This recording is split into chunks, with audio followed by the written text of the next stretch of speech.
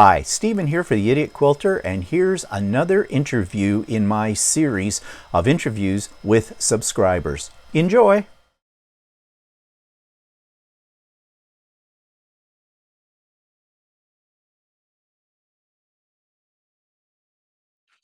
Okay, well, welcome everybody to another Idiot Quilter Presents, and today I'm presenting my special guest, Sheri McGill. I did say your name right, did I not, Sheri?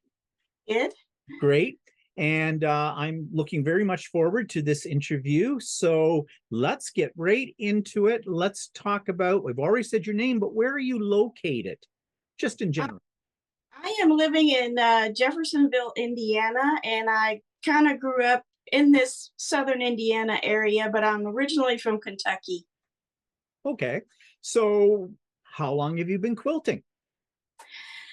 Actually, I can't remember a time that I haven't at least been sewing or trying to do some sort of crafting. So even as a child, I probably did make a few doll quilts. I don't know where they ended up, but my first real quilt I made when I was probably about 12, and I have it here. Oh, wow. You still have it. That's great. Oh, it's tied. And it's hideous. Yeah. Well, First quilts are, and it's made out of fabric scraps, my father's and my brother's shirts that they no longer wanted, just about everything. And like you said, it's tied with embroidery thread, but I still have it. It's probably like a large baby quilt size. right. But I mean, it's nice that you have your very first quilt, and especially at such a young age when you did it. So, it may not be the most glorious quilt in the world, but I'm sure it holds a lot of sentimental value to you. So Yes. that makes it a keeper. Great for that as well. So I guess you've kind of sort of answered part of this question, but how did you get started? Like what suddenly made you want to do quilts? Well, the discovery of a sewing machine was instrumental. My mother had a sewing machine from the 60s, and she taught me how to use it. So that kind of just set me off into a path of regular sewing and quilting projects. Right. So was there anyone in your family that influenced you then? Did you have quilters? Probably my mother, because she, anything I wanted to learn, she would try to teach me what she knew about it. And she also encouraged me once I was in school to always take all of the what they called home ec classes Right. back then Yep. for stuff cooking. So once I got into those classes, I really enjoyed the creativity of it, and I really, really enjoyed it, and it's just stuck with me. Yeah, and you were talking about, I think a lot of the ladies in our kind of age category, that's how they were first introduced to sewing. Maybe if their mother or somebody at home didn't sew, was home ec. Unfortunately, guys weren't allowed to take home ec when I went to school, and I wanted to take home ec. I wanted to learn how to cook, and I wanted to learn how to sew. Had to take wood shop instead. I'm glad Right. that has all changed now. Now it's open up to either sex, which I think is great. Um, Right. and I think too, the school system did damage to young girls and young boys as well by pigeonholing them into one thing, and I'm Mhm. so glad now. I'm a retired educator, so I'm very glad now the school system doesn't do that anymore. And That. it's apparent with the number of male scrapbookers. That's how I got started. Male quilters out there, but also equally women are getting into woodworking and other things that were traditionally thought of as a man thing. It's nice to remove the sex element out of these things. So, what's your favorite creation and why? Okay, I have that with me too. Good. And Yeah. it's also a little bit hideous, but not too bad. But it was a quilt top that my grandmother made in the 70s. Oh, wow. And it's just a big block quilt.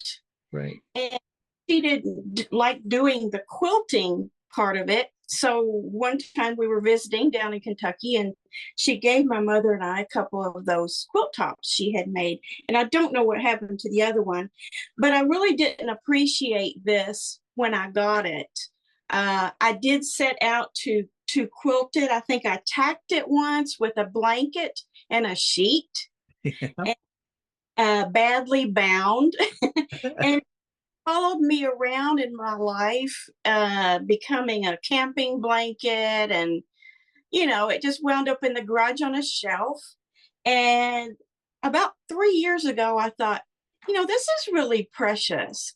So I took it all apart. It had suffered some mildew damage, and I worked on that. I got it in as tip top a shape as I could. And I quilted it with just a crisscross quilting Right. pattern, and I put the rick rack on because her lining up of the squares was not very good. So that hid some of that, but she did quilt it by hand. So I don't know. It's just something that comes to mind when I think of something I cherish, Right. and then think of her. I didn't have the correct appreciation in the beginning. Yeah. I do. And so I did all I could to preserve it. So And that is something for a lot of us. I mean, my grandmother made me a quilt many, many years ago before I ever got into quilting, before I had no interest in quilting. I didn't know much about quilting. And so I had this quilt, and I know she put a lot of time and effort in it. She made it in the late 70s, early 80s. Her own design, and all that kind of stuff. Now, of course, I have a greater appreciation for it. And I still had her original templates. My mother had them, and I got my hands on those a couple of years ago, and I decided to recreate my grandmother's quilt, but using 21st century technology and design on it. And that's probably one of my favorites because of the link to my grandmother, when she was quilting, and then suddenly, well, not suddenly, but now I'm into that and that link. And I think that's what you probably find with that quilt. You have a link to your grandmother because she made it, and you added yourself to it as well. So it's a combination across the generations. I think that's great. I really do. yeah, it that way, Stephen, that it's kind of like our project, even though we didn't work on it together. Yeah, that's the way I feel about it with my grandmother. She passed a long time ago too. So, there's some sentimentality there that goes with it as well. So what type of quilter would you describe yourself as? Are you traditional, modern, freeform, experimental, exploratory? If you had to label yourself, which category would you most comfortably fit into? I would probably label myself a traditional quilter, but everything interests me. So I don't limit myself in any way, but I do gravitate toward traditional patterns, and the fabrics these days are just glorious. Yes. So I can't hardly say that there's a certain type of fabric that I like. I just love it all. But yeah, traditional. And there seems to be quite a division in the quilting community. You're either traditional or you're modern. But like you, I don't want to pigeonhole myself. If it attracts me, if I like it, I want to do it. I don't care if it's traditional or if it's modern. And like you said, the fabrics as well. There's so much to pick from now. You can go whimsical, or you can go more traditional, country, the kind of thing. And that quilt of your grandmother's that you just showed us too, it's kind of a historical piece, because I'm sure the fabrics in that come from a time way before we had what we have now. Right. So, Yes. This fabric is really pretty now. When at one time I thought, oh, that's just so ugly. yep. Well, you keep things long enough, it all comes around, doesn't it? Comes Yes. with it. So I see you're sitting in probably your work area. Mhm. So can you describe it for us? Is it like a small room, a large room, a separate part to your house? What's your situation? It's completely separate from my house. It's what you would call a she shed. Ah, And we moved here about 6 years ago, and it was not really in great shape. So probably about 3 years ago, we did a full remodel on it.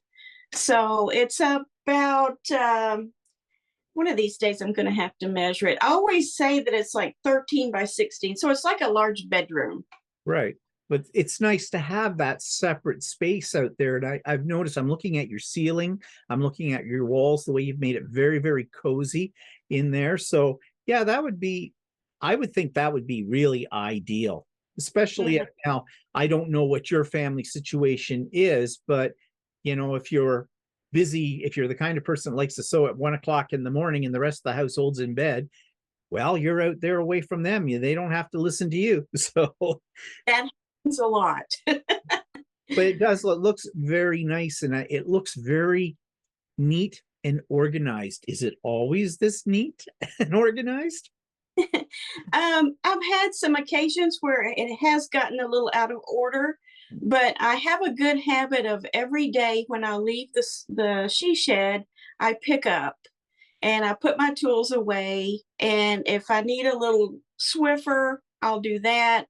And for the most part, things stay organized. If not, I don't know what kind of mental illness this is that I have, but if it's a total mess, I don't get anything done. I can't concentrate. So I pretty much keep it in order. I was going to say that for me, I'm a bit of a neat freak. I clean up everything after I've been working on whatever I'm working on, because I can't work in a mess. I just don't feel productive. I feel disorganized. So I always make sure everything's back where it belongs. Everything's neat and tidy. So the next day when I come back to my sewing area, I can get something done. It's productive. Yeah. So I don't know if that's a disease or a mental disorder. I think that's just being efficient. That's what I'll call it. That's what we'll say. It's efficient. Yeah. So do you have a favorite tool or technique? Well, I had that same question asked of me several years ago when I was interviewed by the magazine American Patchwork and Quilting. I had sent in they had a little thing where you could send in a picture of your project, and then they would pick several for a month's issue and interview us. So the lady called and she asked me the same question, and the answer is still pretty much the same, and that is the 1/4-inch foot on the sewing. I think that revolutionized quilting as far as accuracy goes. Now, if you want something an answer more recent, I would say seam tape on your sewing machine, which is the same concept as the 1/4-inch foot. I use them both together, actually. But I think that's my most recent tool, if you can call a roll of tape tool. Well, I think it's a tool. Yeah, you use it. Half square triangles, and use that line all the way down the front of your table here to keep that lined up with. I never have to draw a line again on a piece of fabric. So yeah, I've heard people say that about that, and I need to try that because I draw the line, but that gets tedious. I mean, if you're doing 5 or 6 or 10, but 100, 200, 300, you get a little bit wacky on that. So yeah, I'll have to give that a try. But I agree with you about the 1/4-inch foot, and the reason is when I first got into quilting, I've only been quilting for about 5 years. I was using the 1/4-inch foot with a seam guide, or not seam guide, yeah, an edge guide on it, the little metal thing. And I used this up until about 3 months ago or so, and I could never figure out why my blocks were not coming out exactly the dimensions that were in the pattern. I was always out by about 1/8 to 1/4 of an inch. Didn't cause me a lot of problems because it meant I was consistent. They always were, so the quilt fit. But anyway, somebody told me about the edge guide, saying there's problems with those. If it's bent or in the part that goes under the needle, you can't see it if it's sort of curling up against the edge of it. So I got out my 1/4-inch foot. I had one, and without a seam guide and everything, I used that.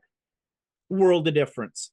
I mean, they could hear me shouting from a block away when I says, "My God, it works. It's perfect." And I haven't gone back to the edge guide. no. So Right. Right. that's probably my favorite tool as well. Now, what do you have for sewing machines? I have my computerized sewing machine is an older Janome. It's a 6260 QC, which stood for Quilter's Companion. And then the one I've most recently bought is a mechanical machine, and it's the Baby Lock Jazz 2. It Now, has the throat. now, why did you? Oh, because it's got a bigger throat. But I was going to say, was there a reason you went from the computerized to the more mechanical machine, or was it just the throat size? It was just throat size, and it's a funny story. During the month of February, my husband and I spent that month in Florida, but the channel was really new, and I didn't want to miss any videos. So I brought some sewing projects with me and filming stuff and all of that. And he was watching me push that material through that tiny Janome machine, and he says, "You need a bigger machine." So I took that as a cue to start shopping. Oh yeah, yeah. So your husband's an enabler. Yeah. Yeah, That, but it's been good. I do miss some of the computerized things. I mean, not that I can't go over there and, do what I need to right. do. Usually, if I need more features of the Janome, I'll just start and end the project over there instead of on this one. Yeah, I've heard people say that, if you start a project on one machine, stick to that machine because, no two machines line up exact. So with that, I have to admit, though, that I've cheated on that a little bit, but I usually double check my 1/4 inch seam allowance to make sure my two machines are in sync with each other. But I was going to say, so when you quilt, do you do all your quilting on just a domestic machine or do you have a long arm? I do it on a domestic machine, and I mostly just do straight line quilting or gentle curves, things like that. I would like to do some of the little fancier designs with free motion quilting on this machine, but I need some practice, and I practice time to time. I'm just not ready to put it on a quilt yet. Right. Yep, I know what you mean about that. That's why I went and got a long arm but with it too. But I'm a Janome person as well.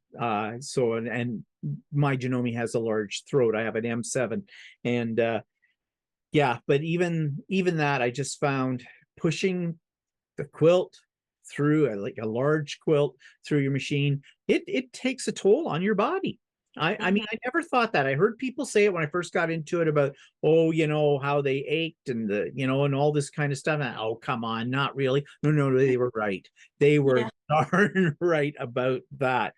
So, yeah. So moving on then, if you had all the money in the world, is there a piece of equipment you would want to invest in? Well, the logical answer is a long arm, of which I do not have yet. With that, I thought about this question a little bit because, if you have all the money in the world, and that's the most expensive piece of equipment you can buy, pretty much in the quilting Yeah. world.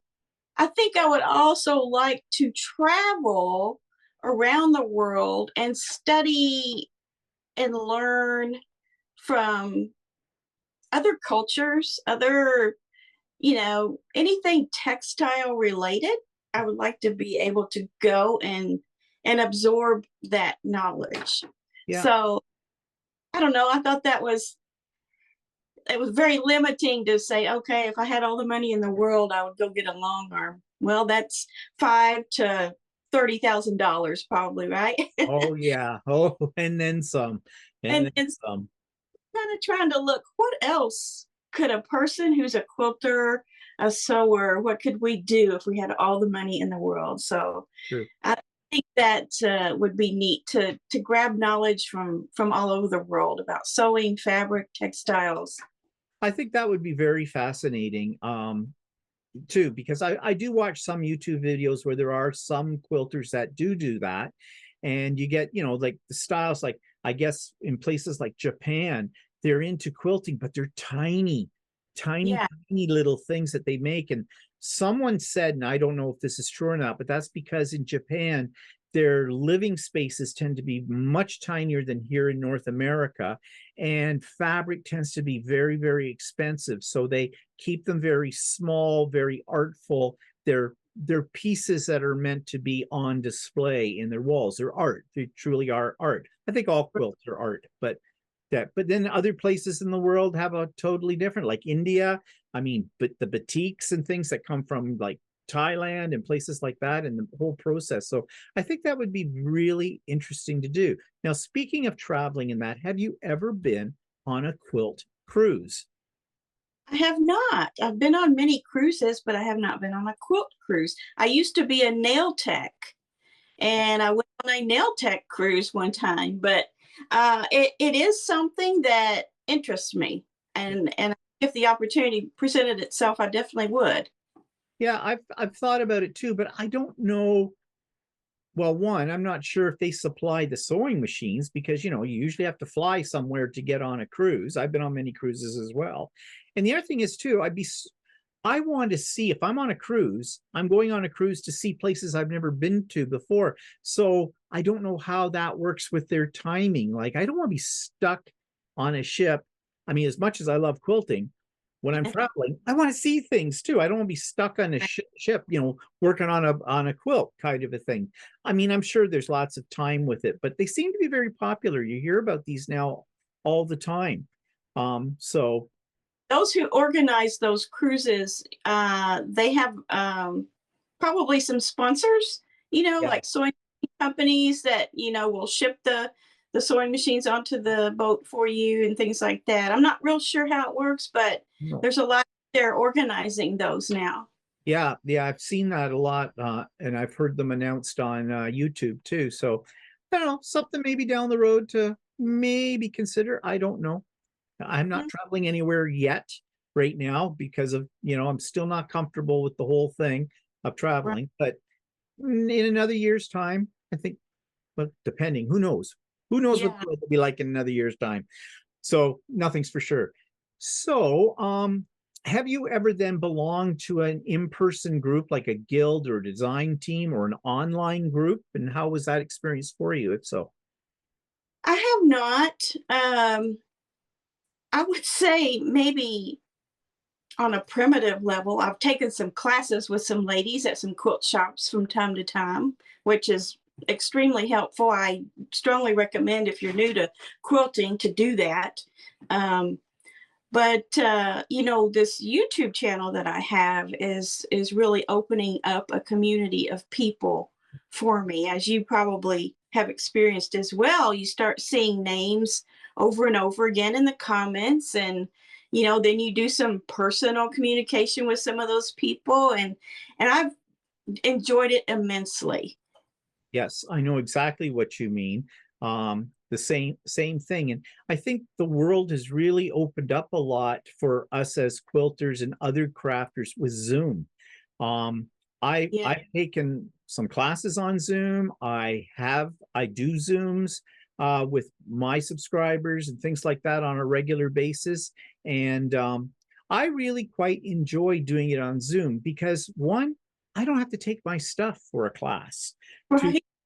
wherever. And you always forget something, and then you're stuck there going, ah, crap, I don't have this or I don't have that. I'm at home doing the class. Everything's at my fingertips. So I do actually prefer that kind of thing.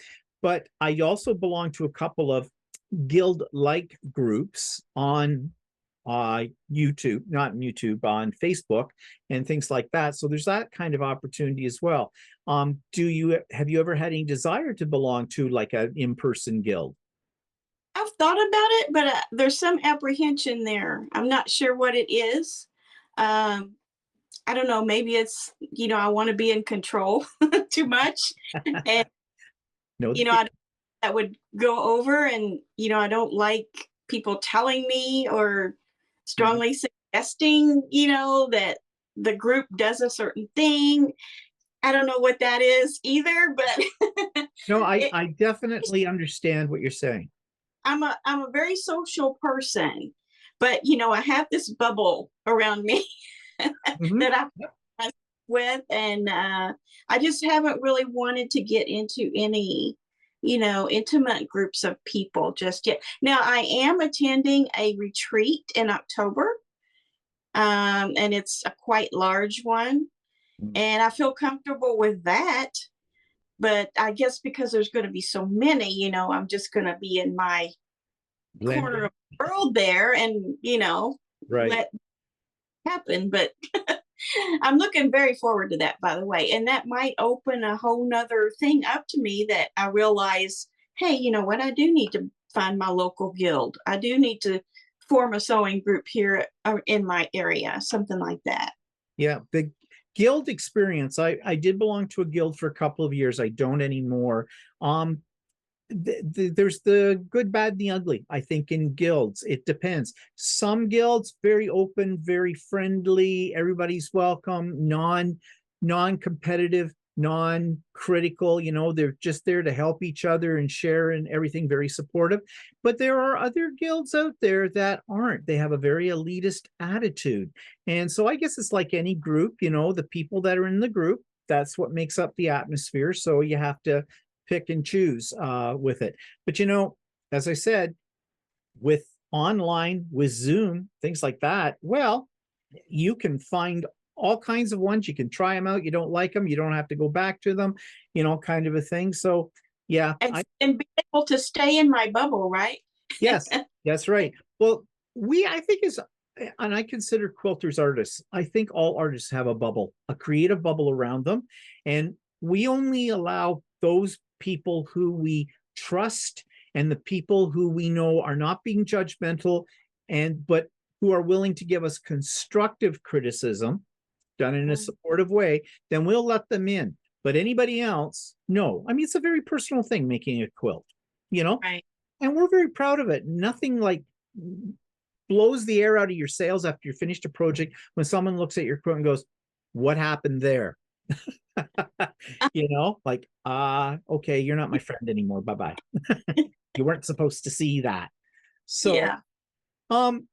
So where do you get your supplies and materials? Do you go to brick and mortar stores? Do you do a lot of buying online, or a combination of the two? Unfortunately, in my area, as is happening in a lot of areas, a lot of the local quilt shops are no longer. So I have one quilt shop in Louisville, Kentucky that I go to infrequently, and that's where I brought my machine. And then I do buy a lot online from So Yeah. Yes, I've seen that in your videos. You've mentioned So Yeah before too, and I watch their videos as well. I've never bought anything from them because I'm in Canada, although they do claim that they have a flat rate shipping to Canada of $20 US, I guess. Yes. But I don't know if it'll get stopped at the border and I'll have to pay custom duties on it, because that happens. So, but anyways, yes, I would dearly love to go to Las Vegas and go to their new store. It looks wonderful. Yeah, and that's where it is that I'm going to. Oh, okay. Yeah. Oh, well, geez, that's a wonderful looking facility. Yeah. So, yeah. I know a lot of stores are closing down in my area. There's only about one that remains. So I end up buying a lot of my stuff online as well.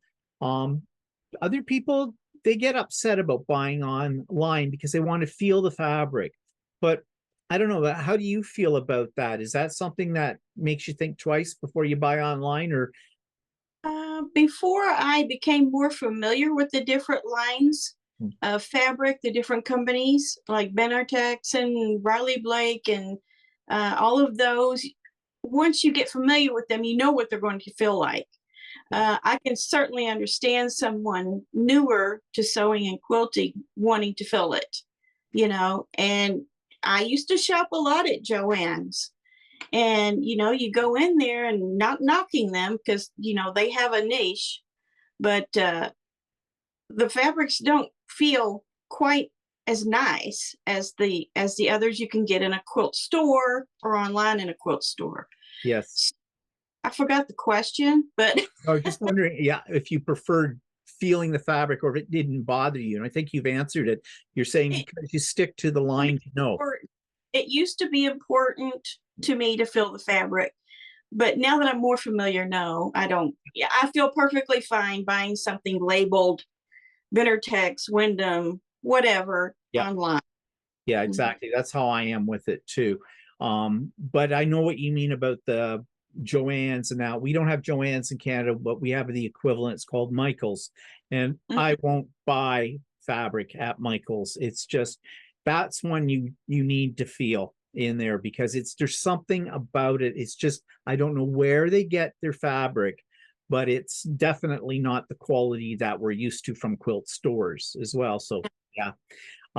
But you're just starting out, I suppose, and you're not sure you want to invest a lot of money into this hobby. If you're not sure you're going to like it, then I suppose going to the big box stores the first couple of times to get your fabric until you learn a little bit more, not so bad, I Right. suppose. Mhm. So what about experts or people you turn to for guidance or help, that kind of thing? People on YouTube or websites, Um, I'm trying to think more in the past what I used to do. I'd probably buy a book, right? and follow all the directions and the suggestions in there to do well on your project. But now, by and large, YouTube, I mean, it's just such a wealth of information. And if you want to know specifically who I like to watch Pat Sloan, Mhm. uh, Missouri Star Quilting. Yeah. I have a particular thing I need to work out. I'll Yeah. just search on there and watch all of them. Yep. That's exactly what I do too. If it's something I want to find out how to do, like yesterday, I want to know, can I applique using my long arm? Yes, you can. I found YouTube videos about that. It's great having YouTube, I think. It's just a wealth of information. I think back to the old days, like when we were growing up as kids, you had to go to a library to find Yeah. anything out, now the library's right there on your computer at your fingertips. So yeah, it's great. And I don't know about you, but after since you've been quilting a lot longer than I have, but I have found now I don't really go to the experts like I used to. I still like to watch Jenny Doan. I still like to watch Donna Jordan on Jordan Fabric, things like that. But I don't watch Mhm. as many as I used to. I guess it's because it's my comfort zone and my experience now is a much greater. So I don't I'm the watch as much. Yeah. I'm I used to faithfully watch Donna Jordan. Just couldn't wait till another video came out. And now I don't. I mean, nothing against her. It's just if you do a lot of quilting, and with this YouTube channel, you have to do a lot of quilting. Yes. So you're no longer looking for entertainment, you might say. No. And the thing too is I like going to people I don't know to their website. One of the reasons I went to yours or your YouTube channel, I mean, is because I didn't know you. I didn't know anything about you. And then I think one of my subscribers recommended you. And I thought, oh, okay, let's check this out. And I went, oh, this is cool. Because I think every YouTube creator has a slightly different bend as to how they present something. And yes, you can go onto YouTube and you want to find out how to do binding, you'll find hundreds of videos on that.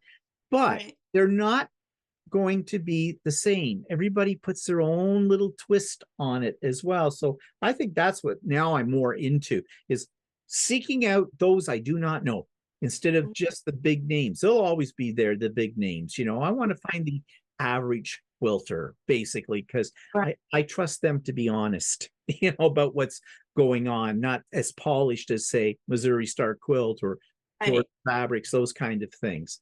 You So get yes. here. Yeah, yeah, exactly. So, talking about YouTube, let's talk about your YouTube channel. It's called Lessons Learned. I'm correct about that, right? So what is your YouTube channel all about? Well, this YouTube channel started out as something very different than what it ended up. My husband and I decided we wanted to make a YouTube channel. And we sat down and talked about it, what it would have in it, what's the purpose, what do we want to gain and give by having a YouTube channel.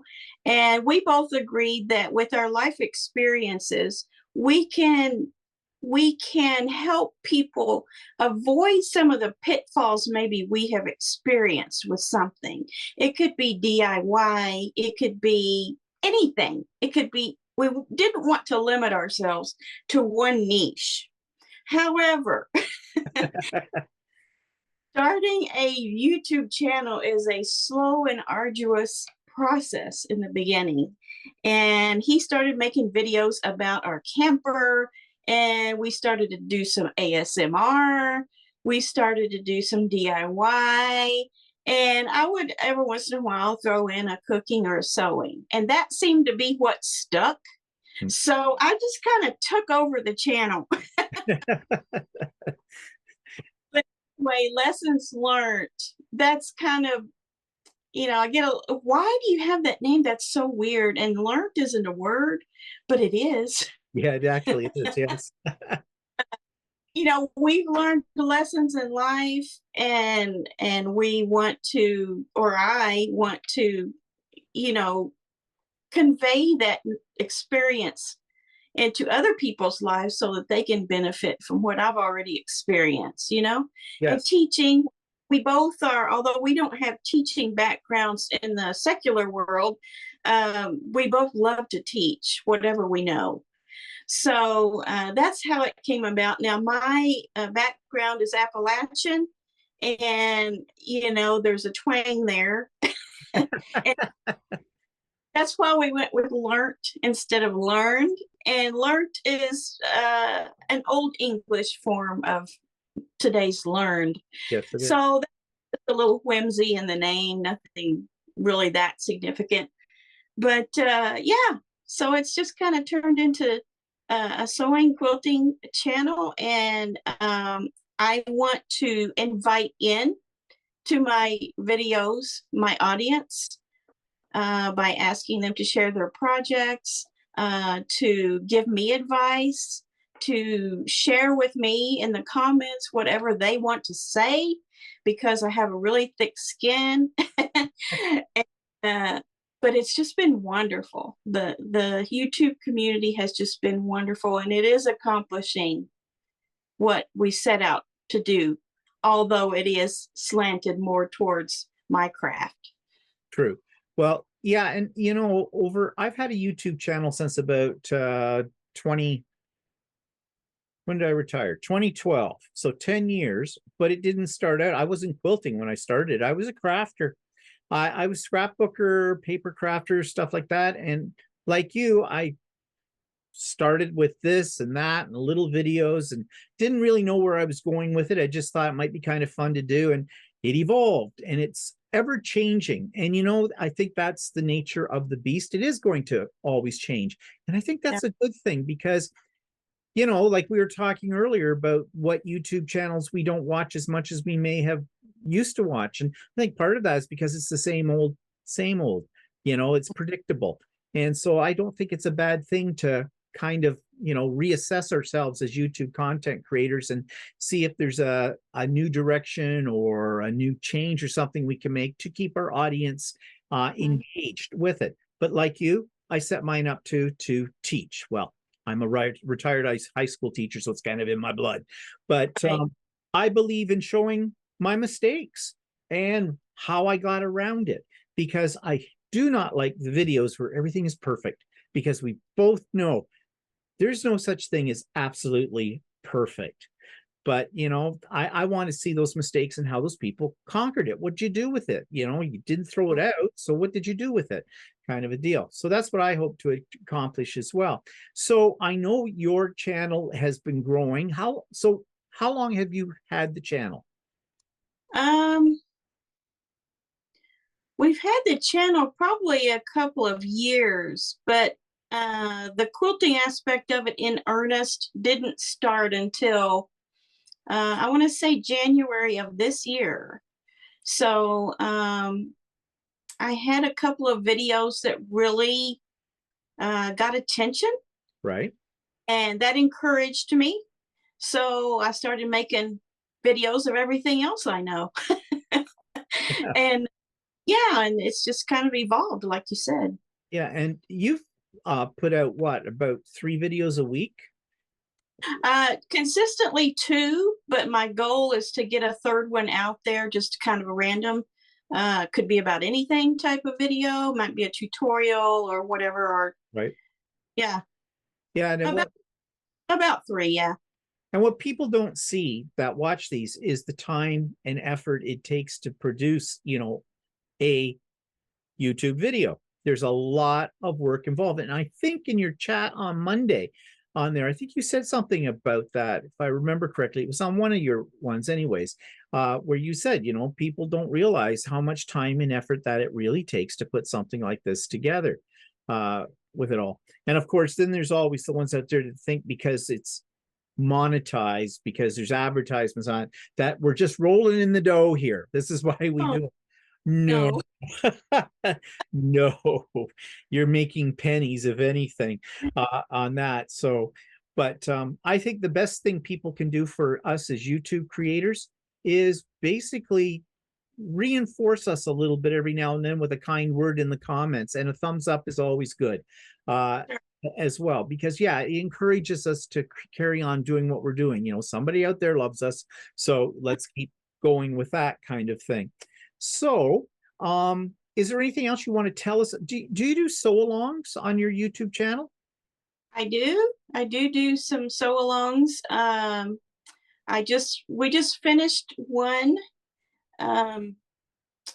probably about a month ago, and it was a full quilt. And then I recently had a challenge sew-along, and it lasted 2 weeks. It's about to be, at the end of this week, it'll be finished. And I'm getting ready to start another one. I'm not sure exactly what it's going to be. I've got some ideas, but haven't announced anything yet. But that's definitely something that I want to do regularly, is have sew. And I think that goes back to what I was saying about Zoom things and that, like I do Zoom kind of things with it. But I think YouTube lends itself to, again, bringing people together. You don't have to leave the comfort of your own home. If you can't catch it on the date, it's actually, if it's a live one, you can always see the rebroadcast. So, you can manage your time very well as a content, what do you call it? As a content consumer, I guess, with it. I haven't done a sew-along yet. I've had a few of my subscribers have asked me to do a sew-along. I don't know if I'm comfortable with that idea yet, because I don't consider myself a completely competent quilter with it yet. I mean, okay, I'm not bad at it, but I mean, I just don't have that confidence yet to put myself out there and direct a sew-along kind of a thing. But but I asked you that question because I knew that you did sew-alongs as well. I haven't been part of one yet, but that may come eventually. So many things I want to do, so little time, as they say.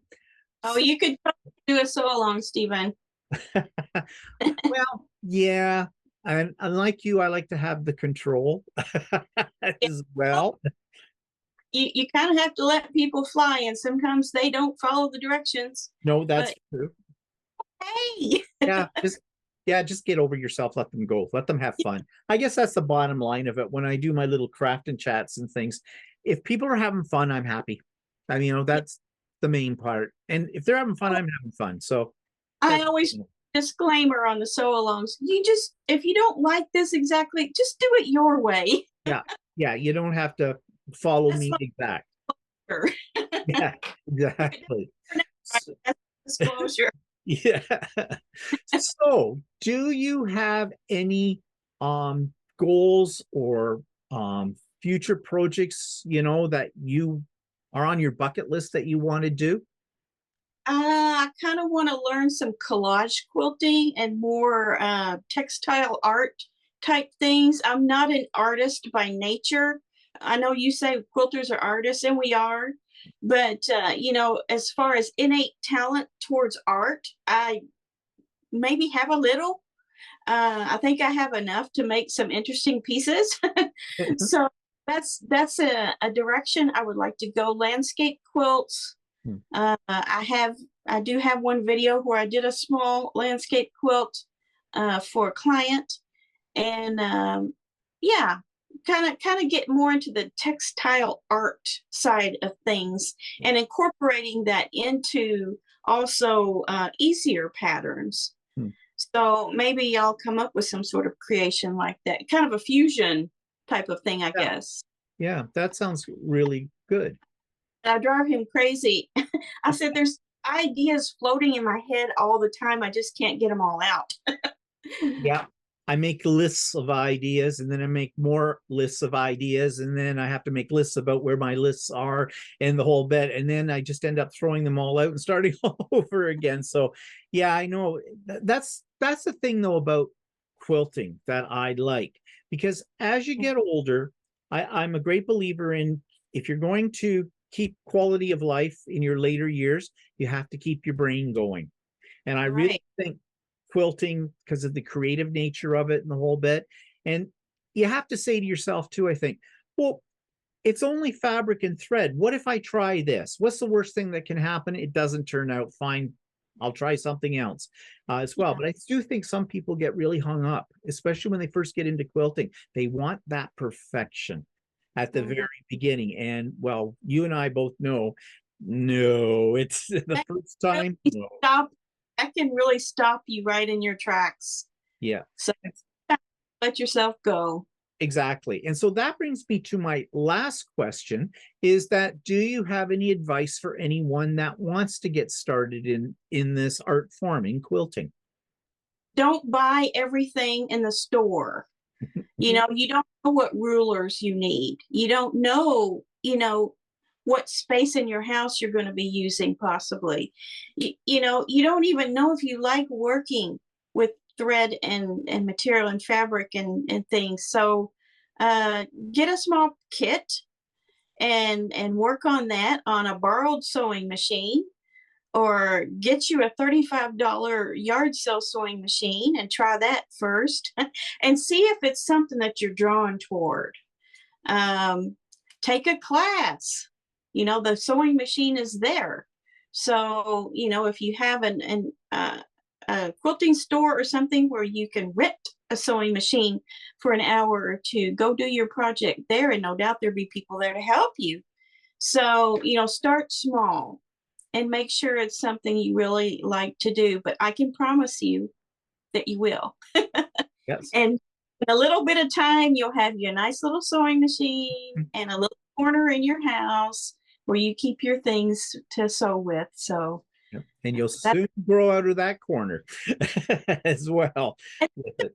I always say on my YouTube channel, at the end of every video, I always say, sew a little something every day. It's good for you. Yes. And I truly believe that. It's really good for your mind, as you mentioned. And it's a stress reliever, even though things can get stressful sometimes when they don't go right. Overall, it's a very nice outlet all the way around. And if you've got a nightstand somewhere that you can put your little sewing machine on, do it. Have your little space to go do that, because it's good for you. I agree totally with what you've said about that. It is good for you. And I think it's Angela Walters who calls it quilting is her therapy expression. And it really is. It is a great stress reliever. Yes, sometimes it can cause you some stress, but for the most part, when I'm sewing, when I'm working on a quilt, I don't worry about anything else in the world. It's just me and my machine, and we're having fun. And For you, and you're having fun when you sit down and set at 7 o'clock to sew, and all of a sudden it's midnight. Yeah, that's right. The time flies.